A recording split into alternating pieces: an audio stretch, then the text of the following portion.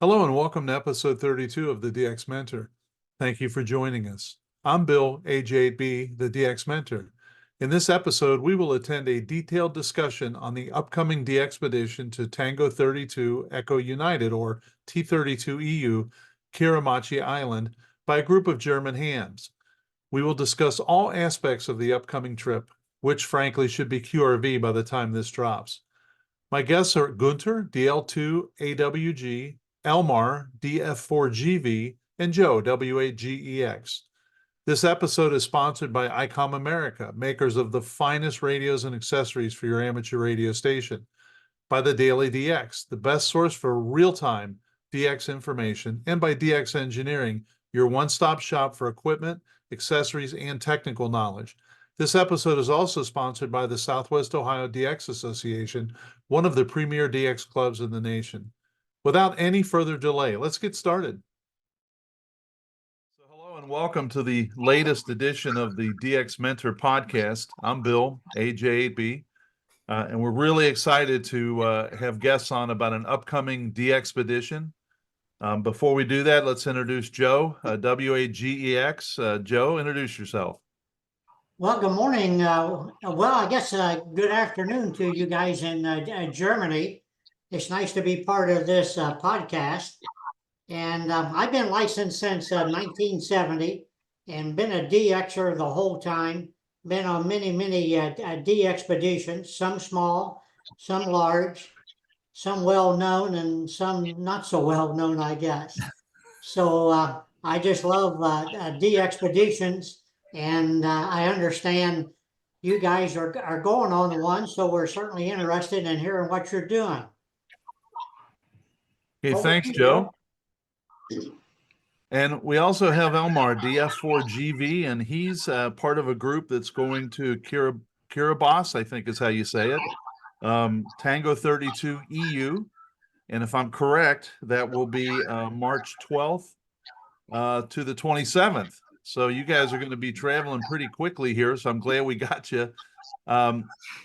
So I would say, Elmar, go ahead and introduce yourself, and then tell us what you're up to. My name is Elmar. I'm Delta Foxtrot 4 Golf Victor. I have been licensed since 1972. Have been involved in DX since the early beginning. However, when I started working in industry, I worked in aerospace and defense. I left this hobby for sad 35 years, and I returned to ham radio during COVID. I remembered this was a nice hobby and returned, and I'm back since then. I found a very good group under the lead of Günther, going to last year Micronesia, Victor 6, and they accepted me as a participant. And so Günther was not overly dissatisfied with my performance, and so he invited me to join for Tango 32 as well. I'm now 68 years old and live in southern part of Germany. Okay, great. Gunter, can you introduce yourself a little bit? I know you're concerned about English, but we're happy with it. Yeah. Okay. So, Günther, will you introduce yourself? Okay. Hello, everybody. My name is Günther. I am Delta Lima 2 Alpha Whiskey Golf. I am 71 years old, and I have been radio since 1968. I became the amateur radio license during the GDR time. And I think it was the appeal of coming into contact with other people around the world. This time we was unable to travel to these countries, and the amateur radio was a possibility to get contact with the people around the world. That's yeah, okay. okay, great. So we've got a lot of experience on this, so this should be very interesting. So how did you decide to go from no license to COVID, getting a license, to now you're traveling to Micronesia, and Kiribati. Well, no, that's a misinterpretation. I had a license since 1972, and since 1984, I even had a US license, which I have been holding since then. My US license is Alpha Alpha 6 Mike Mike, a California license, which but I stopped actively doing ham radio for a number of decades. But I'm back, yeah. And well, I remembered it was a wonderful hobby. I can confirm it is a wonderful hobby. I'm back full steam. And in my young days, when I was a student or even a scholar, I was particularly interested in DXing, that is reaching regions far apart, regions which are rarely heard on the bands. I started traveling to rarer countries myself. By then, this was Liechtenstein, Henry Baker Zero. And it was not quite as exciting as Tango 32, which I'm participating now, or Micronesia Victor 6 that we did last year in December.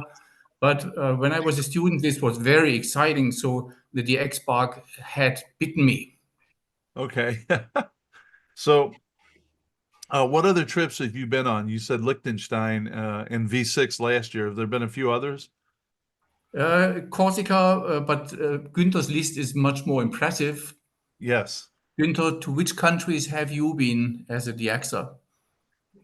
Oh, it was a lot of countries. My first expedition was 21, in the year 21, and it was a holiday style expedition to ZK1, and on the same trip to Fiji. That was my first expedition, and it was a great feeling to sitting on the other side from the pile up. This feeling I never left me, and I will have this feeling again and again, and that's what the start for a lot of the expedition around the world. Most of them I go in the Pacific area. The Pacific area has also a little magic for the people. I know on your QRZ.com page, there's a list of 15 or 20 DXpeditions you've been on. So I hope everybody checks that out. It's quite an impressive long list. So congratulations to you. Wow. So tell us about the team. You've got a bunch of experienced DXers, I assume. The team has 6 operators, 6 active operators. It is Günther, our leader, Delta Lima 2 Alpha Whiskey Golf. Then it is our friend RTTY, Delta Kilo 2 Alpha Mike Mike, myself, Delta Foxtrot 4 Golf Victor, Georg, Delta Lima 4 Sierra Victor Alpha, Frank, Delta Lima 1 Kilo Whiskey Kilo, and finally Olaf, Delta Juliet 7 Tango Oscar. The latter 3 were on the expedition last year to Tuvalu Tango 2 Charlie, a very successful DXpedition. Yes. And the first 3, Günther and RTTY and myself, were on the Victor 6 Echo Uniform DXpedition to Micronesia, all this in the Pacific. Let me add to the comments of Günther. The Pacific area is not only beautiful, it has a lot of attraction in itself, but of course, seen from Germany, it is pretty much on the other side of the world. So quite difficult to reach from Germany. For example, East Kiribati Tango 32 is on the most wanted list in Germany, ranking roughly between 50 and 60. So it is pretty high in ranking. When you check for the ranking on the west coast of the United States, it ranks, I think, if I remember well, on number 138. So it is much easier to reach from there. But I tell you, from here, the Pacific Islands are very difficult to reach. So that is also part of the attraction to go there, where otherwise it's so difficult to get a QSO. Yes. Yeah. So, Joe, did you run into that when you were at Midway and Swain's, I guess, trying to work the European demand? Yes, yes. We always had big pileups. I was over on Swain's years ago in Midway, and the Europeans were always in big demand. So when you're going to T32, which way will you travel?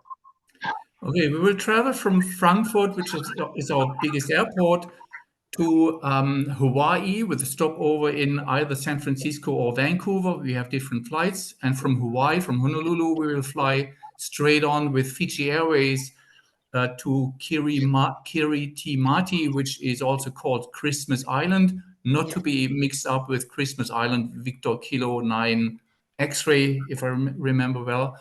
Yes. And in total, we will be traveling for approximately 30 hours plus. Wow. Wow. Holy cow. So it's quite then you get on the island, and then you have to work hard for a week or two, and then another 30-hour trip home. Yeah. Yeah. The people not going to the expeditions always think we are having great time. Of course, we are having great time, but maybe different than people always think. We usually work in shifts. So we have 5 hours work and then 5 hours sleep or dinner or whatever we need to do. And then again, 5 hours shift or something like that. So it's quite strenuous for 2 weeks. But that's, of course, why we are there. Yes. We will arrive by plane, if I remember well, on the 13th of March, so just a couple of days away, at local time 1500 at 3 p.m. local time. So we will be in a hurry to get to the hotel where we are booked in and then set up the first antennas and equipment to get in on the air as quickly as possible, hopefully on the 13th. The 13th will, in Europe and also in the US, it will be still the 13th. Sure. So Elmar, what type of radios and amplifiers will you be using? We will be using 3 Elecraft K3 and a variety of amplifiers, for example, the Italian Expert SPE 1.3 kilowatt. Okay. We will have 3 equipment, 3 power amplifiers, and 1 complete set as a spare, so 1 transceiver and 1 power amplifier, just in case. We will have the following antennas. We will have 1 beam. We will have 1 DX commander, which is a vertical ground plane type ranging from 40 meters up to 10 meters. Then a monobander 30 meters, a vertical monobander for 30 meters, half wave, end-fed, and then an up and outer for 80 meter and an up and outer for 160 meters. So dedicated long low band antennas. So I noticed that you have 60 meters in your band plan. Do you have some experienced 60 meter operators? We have 60 meters, unfortunately, not in our band plan because we don't have a license for 60 meters, 60, but we have 6 meters. Right. This is, I forgot, a part of our team will also try to work on 6 meters with a special dedicated antenna. Okay. I was on the, I'm looking at the, what is this, DX World website, and they have you listed on 60, which surprised me. So I'll take that off my list. Yeah, we would have loved to be active on 60. Everybody is hoping for 60 meters, but some of these islands just do not issue licenses for 60 meters. It was the same problem in Micronesia last December. We just did not get the license. We asked, I think, 3 times, but it is just not in the process. Gotcha. That's too bad because I am a big 60 meter guy. I love 60 meters. Take the 0 off and work us on 6 meters. That will be challenging enough. Yes, I like 6 meters as well. Or add the 1, work us on 160. That's also challenging. Oh, Yeah, yeah, he'll- oh, yes. So how did you choose T32 this time as opposed to somewhere else to go? Günther checked carefully the most wanted list worldwide and also from the point of Europe, and then made an inspired guess what would be a good choice. It must be reachable. It should have an airport, at least a port. It should have accommodation. We did not want to go camping, and it should have a power supply so that we don't have to carry generators. All this would make the travel much more difficult. So from that list, those countries which are rare and which are accessible, Günther proposed Kiribati, and he said, well, let's go there. And then he started assembling the team. He knows a lot of people, all enthusiastic DXers. So he asked in the group, and he found 6 operators who were interested to take the challenge together with him. Wow, that's terrific. What are your expectations? In other words, when you get back, what are you going to look at and say, boy, that was a success. We really did a great job. Is it the number of QSOs? Is it getting there and back safely? Is it, I think everybody has different expectations. So I'm just curious. Well, getting back and forth safely, that's of course, we take this as given. Of course, there's always a risk, but I think this risk is manageable. The expectation from a point of view of ham radio, we want to serve the DX world and get as many QSOs logged as possible. We want to have a good discipline on the bands. A magic number is always 30,000 QSOs for such a DXpedition. So that would be a nice number. On the other hand, we learned, for example, in Micronesia, that contrary to what we expected, the local conditions were not really good. They can be quite challenging, both in local QRM, but also the high attenuation in equatorial areas is limiting the possibility of getting good contacts during certain times of day. There were hours of very low traffic in Micronesia, and this could also happen in Kiribati. Okay, excellent. And again, you are looking to go on the air maybe March 12th or 13th through the 27th, correct? On the 13th, we will be on the air.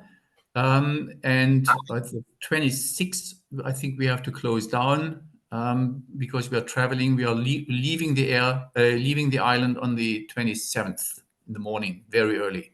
Okay.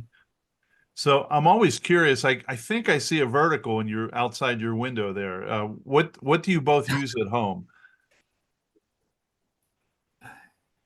Günther, the question is, what antennas do we use at home? At my home.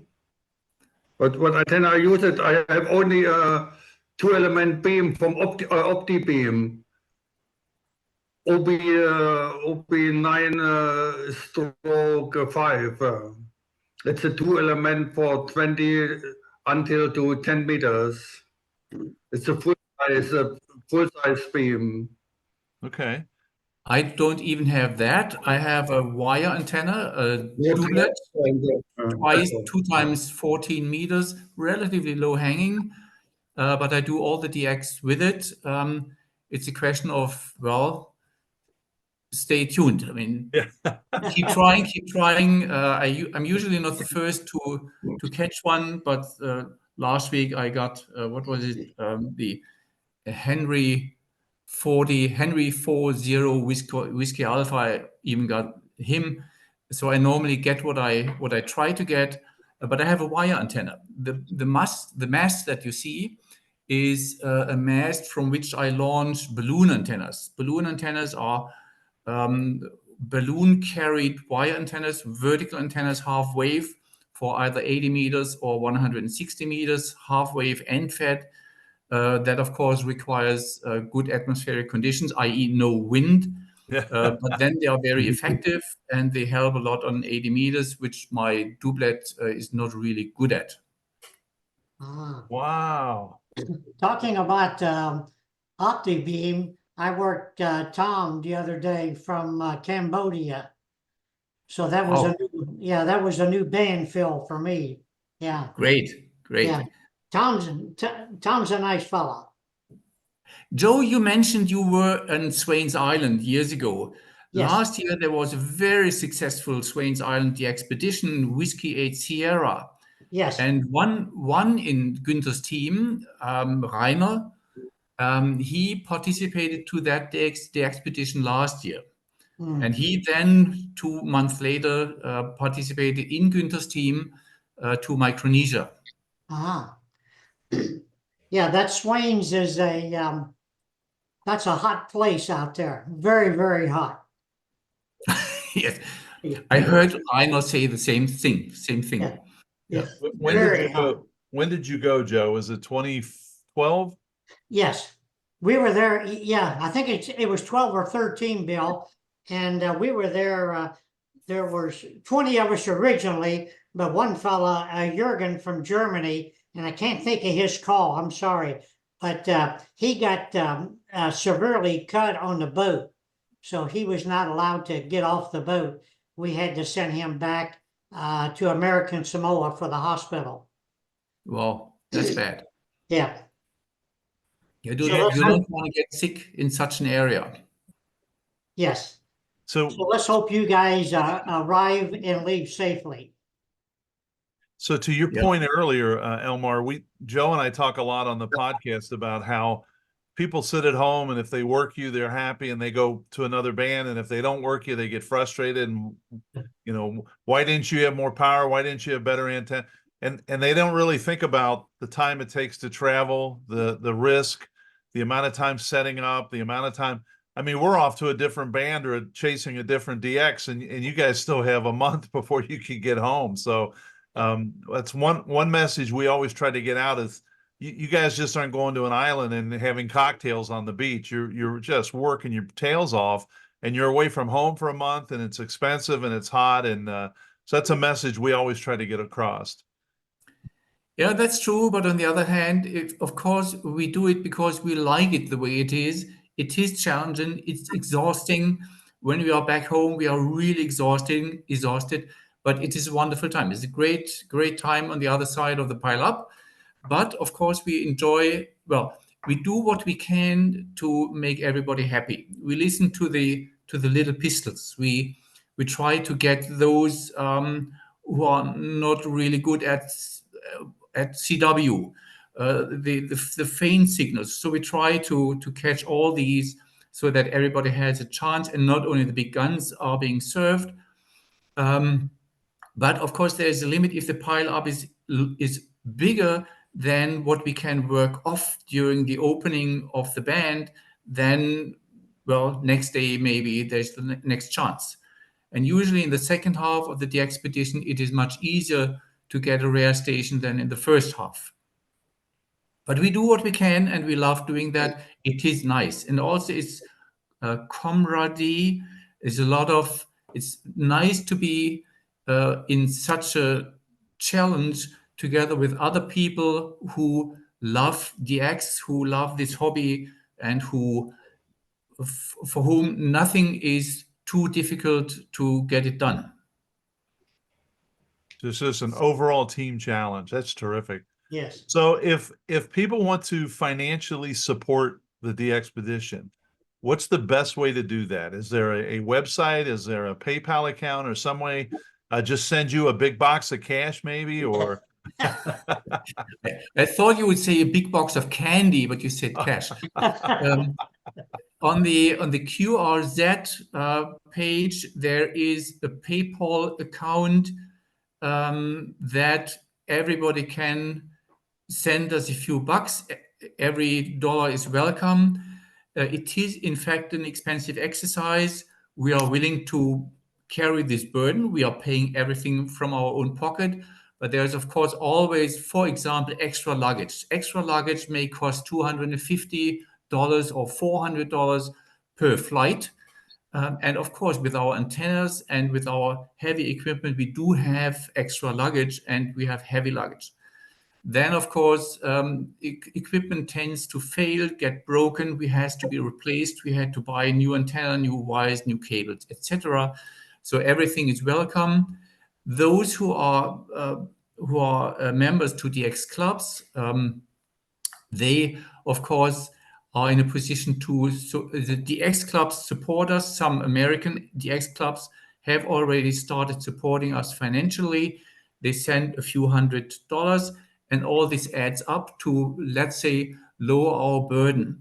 There is a common misunderstanding in the DXers community, however, it is not a way to make money. It is still a costly exercise, and the donations that we get, they pay for, well, typically, let's say 10% or something of the overall cost. Maybe it is 15, but it is not 50 or even more than 100. It is not a way to earn money. It is still a hobby, and it's still a part of the hobby that costs a lot of money. The flights and the accommodation there is expensive. But that's what we love to do, and we are not complaining. Yes. Okay. Well, thank you. And I'll make sure in the show notes that that's out there. So hopefully people will send you. And if it, like you said, if it's $20 or you get a lot of people doing that, then that all helps. So let's hope that happens. Joe, did I miss anything? No, so far you're doing good, Bill. You guys are all doing good. I'm just trying to behave. Very kind, Joe, very kind. I'm just trying to behave myself for a change. So anything else, Elmar, you'd like to add? I think we've kind of covered all the basics. The maybe interesting for your followers, Günther started the preparation for this DXpedition months ago. And such a DXpedition needs a lot of coordination, a lot of preparation. Which antennas do we need? Which antennas? Who is bringing which material? Which equipment? What is available? Who brings what? In which suitcase do we carry it? All this is being orchestrated by Günther, and it just takes a long time. And behind me, for example, maybe I can show this. Oh yeah. There's here. You possibly see two aluminum boxes. These are aluminum boxes, which are my suitcases. So we will travel with suitcases, aluminum boxes. They are quite good. They are more protecting equipment, delicate equipment like power amplifiers, transceivers than any other equipment. Then a buffer material like this here, styrofoam or whatever it is.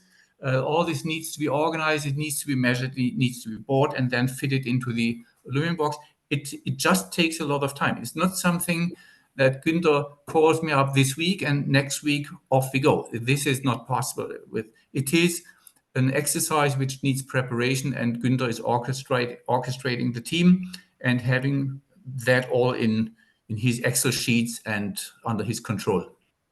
So he's kind of professional at this now then. He's done so many. It's good.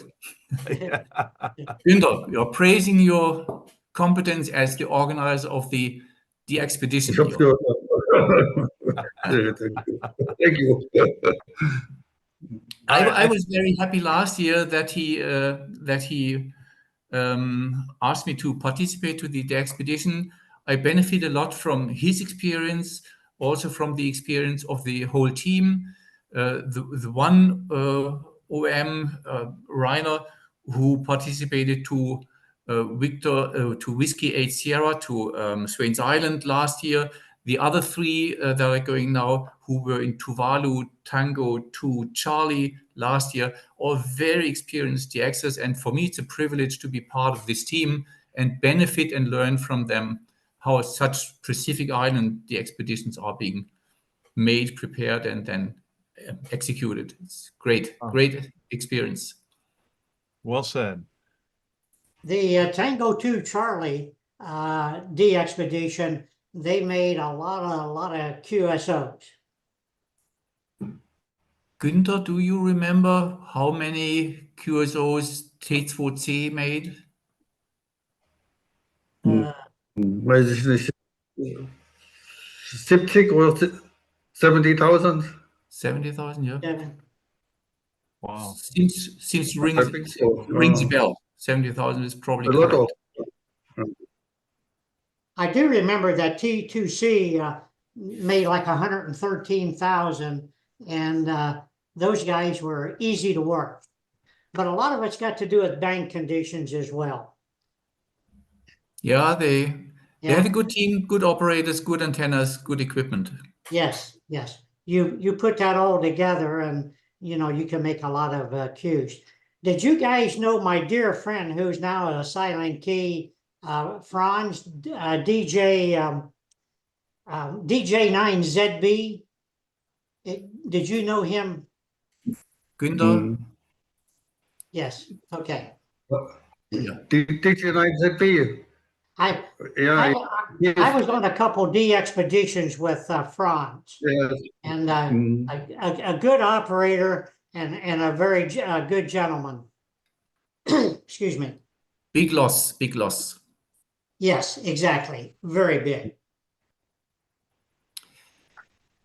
Günther, I think also you participated also a number of times to the expeditions of Rolf, Delta Lima 7 Victor Echo. Echo, yeah. Yeah. He's also very active. Okay. I think I recognize Gunther's call. I think I've worked him on 160, I think.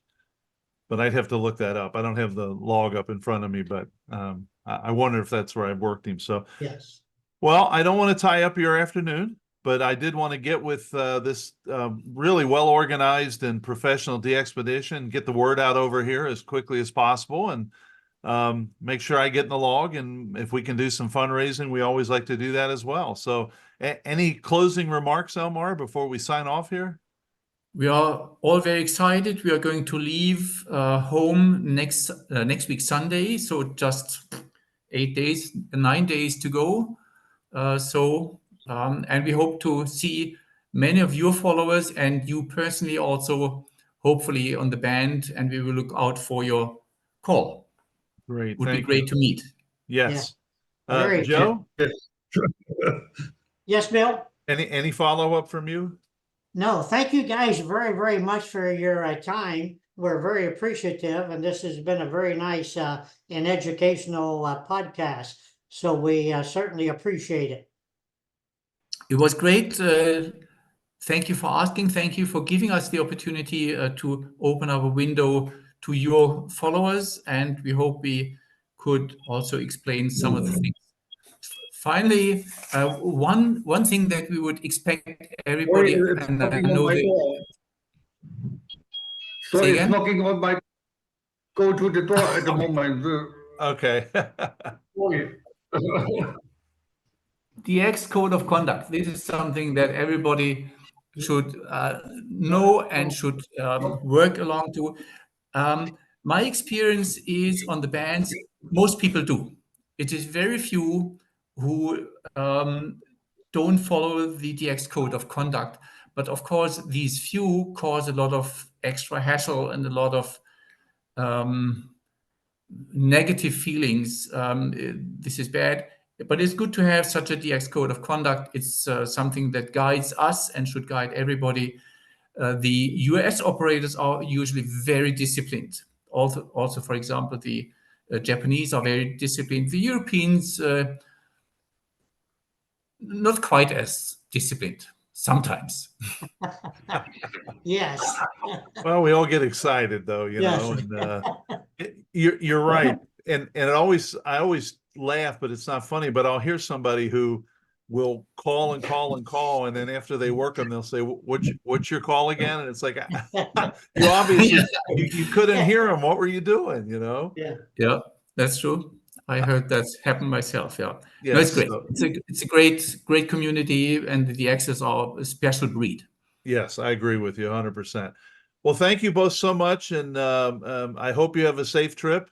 God bless, and we'll get with you when you get back and see how it went. Thank you, Bill. Thank you, Joe. You're certainly welcome. Günther, final word from you. Günther, kleine Abschiedsbemerkung. Thank you. Okay. No, thank you all. I hope we meet us on the band. Yes, yes. I think it is well planned, Maybe- and with all your equipment and operators, we'll meet you on the band, I'm sure. So Gunther and Elmar, thank you so much and have a great day. 7-3. Yes, thank you. Thank you. Bye-bye. Take care. Bye-bye. All the best for you. You too. Thank you, sir. Thank you. Was that cool or what?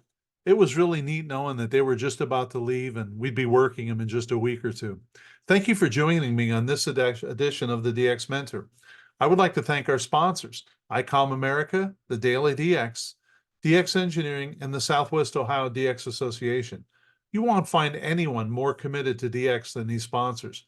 And of course, I would especially like to thank our guests, Gunther, DL2AWG, Elmar, DF4GV, and Joe, W8GEX. I would love to have your feedback, answer your questions, and provide help with any DX or amateur radio-related issue that you may have. If you need clarification on something or you just have a question, please email me at thedxmentor@gmail.com. Please drop me a line if you have achieved an all-time new one, received recognition, or have a DX event that you would like us to mention. We would be happy to do that. If you're enjoying the DX Mentor, please hit the subscribe button. You can also click like if you found this one particularly interesting. If you don't want to subscribe, please drop me a note and let me know why. I want to continue to get better. 7-3 for this episode, and thanks to my XYL Karen for her love and support. I'll see you in the pileups.